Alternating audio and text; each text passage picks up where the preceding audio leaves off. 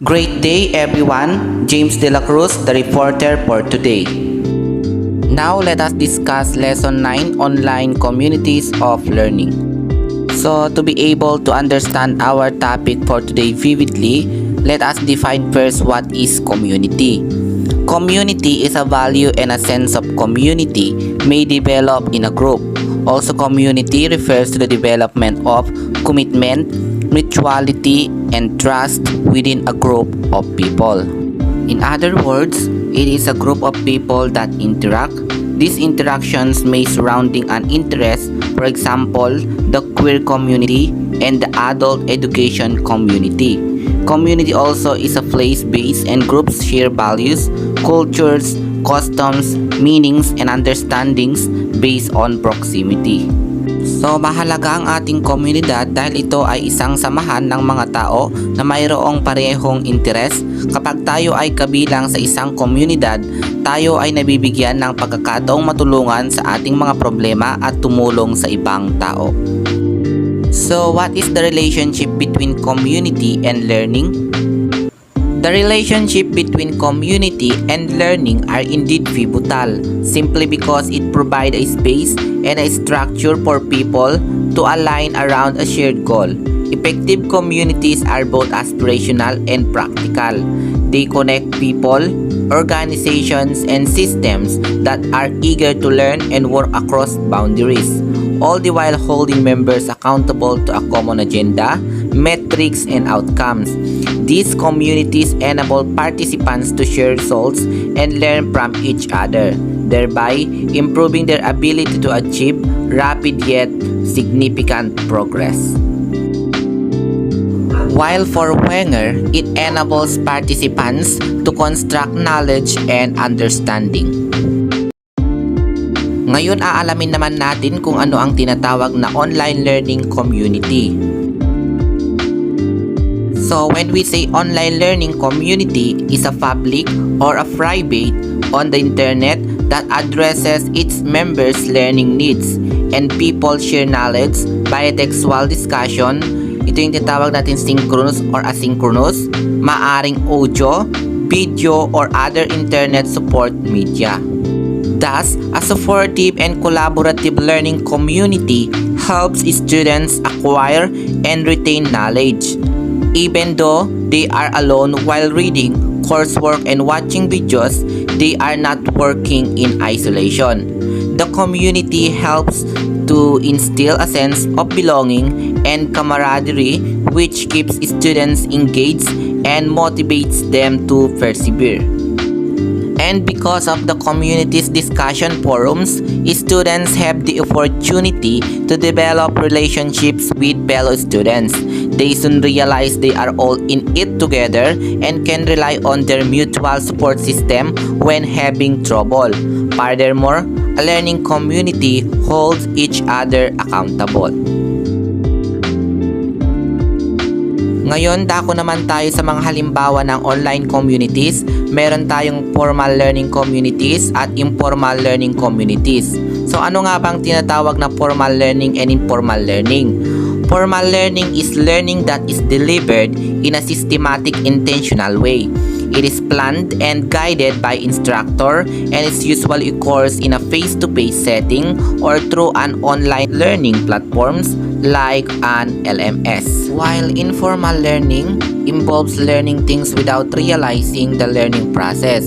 This may include picking up information from TV, over the internet, films, direct interaction with individuals, or any other informal way. If you have to make a choice between the informal and formal learning, it is valuable to make a distinction between what is learned by intentionally and what is learned by accident. Now let us move on to the importance of developing community in online learning.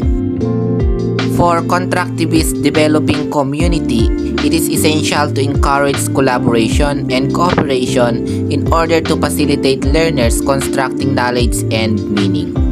And And it is well-known fact that when communities band together, they achieve far greater things than they would have individually. Thus, it is crucial to understand the learner's needs, choosing the right platforms, policing the community, be image conscious, and be engaged. However, the community that are not engaged will not stay together for too long. Hence, to keep the community involved, it is indeed crucial to have community participation, even just like post of the week or blog of the month, that will help foster greater community participation. Moving on to the ways of promoting community in online courses. First, negotiate norms and expectations with the student at the outset of the course. Second, create a personal space for students to meet in order to enhance social interaction. And use small groups to enhance secure interaction. Establish guidelines for minimal participation and be flexible and receptive to the student. When we teach online, community forms and happens differently than we teach on-set because the connection is mediated by technology. For example, interactions happen predominantly by text rather than physical presence, and there are different markers of who has more or less influence in the group. Online community is not worse than on-set. Indeed, some educators argue that connections can be deeper online than on-set, but it is different. The manner in which online community develops, however, has implications for our roles and responsibilities as teachers. It can be challenging to achieve community in an online course and to know whether it has developed, in part because we do not yet have a good sense of what a strong group dynamic looks like in online courses. After all, it can happen under the radar of the course through private texting and email, for example. If we are not included in the communication loop, we feel that an online course does not have the same level of community as an on-set one does. Thus, promoting community in an online course is essential, simply because it can be critical to student success and satisfaction in online courses. Instructors can create opportunities for community in the design of the course, the communication, and the activities they include. Creating these opportunities is likely to prove well worth the effort. Ngayon naman ating aalamin ang 5 teaching perspective and online community. First, we have transmission. It is viewed through the lens of transmission perspective. The development of online community is useful element of online learning. In order to facilitate the transmission of information, interaction between the participants is valuable, but not necessary. Through course readings and the transmission of information, learners are enabled to meet their outcomes with or without community. Moreover, transmission perspective, this is a very common orientation in higher education. Teachers with a transmission perspective have substantial commitment to content mastery and believe that the process of learning is additive. In order to transmit knowledge from teacher to learner, they provide clear objectives, give well-organized lectures, adjust the pace of lecturing, make efficient use of class time, answer questions, set high standards, and develop objective means of assessing learning. However, as with all perspectives, transmission teachers have some difficulties.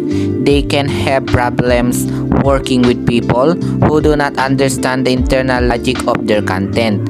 They also often spend too much time talking because they are primarily focused on the content, not the learner. While apprenticeship, teachers within this perspective believe that learning occurs when learners work on authentic tasks in real settings. Apprenticeship's perspective, teachers view themselves as coaches who do not only build skills but also transform learners' identities to acculturate them into a profession. In other words, to do this, teachers' learning is a combination of creating learners who have both discipline, competence, and social identity within a community of practice. apprenticeship, teachers create competency and identity using scaffolding or breaking complex tasks in developmental smaller steps and then teaching from the simple to the complex. Also, we have developmental perspective. The development of the community in online learning environments is important because community allows learners to work from their experiences and actively share and construct knowledge.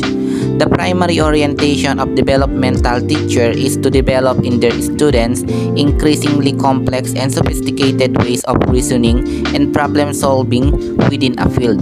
They are interested in assessing their learner needs and then finding linkages from where the learners are to where they want them to be. Their goal is to change the way a learner thinks rather than increasing factual knowledge base. Developmental instructors do this by becoming pioneers and by developing meaningful examples that learners can relate to their current experiences. And for nurturing perspective, from the vantage point of the nurturing perspective, developing a sense of community online might enable learners to be more comfortable expressing themselves. In addition, in community, learners should trust and value each other, more reducing the wounding and increasing the caring. And last, we have social reform perspective.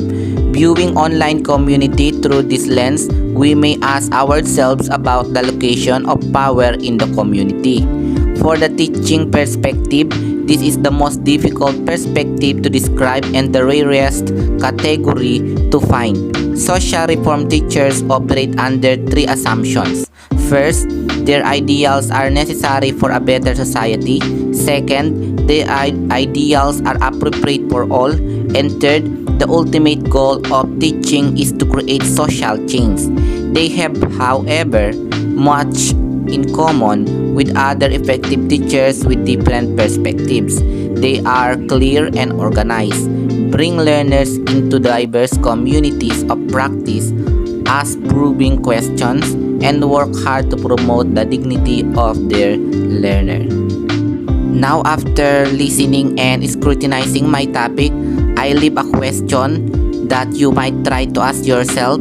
What is the role of online learning communities in your professional practice or education? So, thank you for listening. I hope you learned something on my discussion. Have a great day ahead.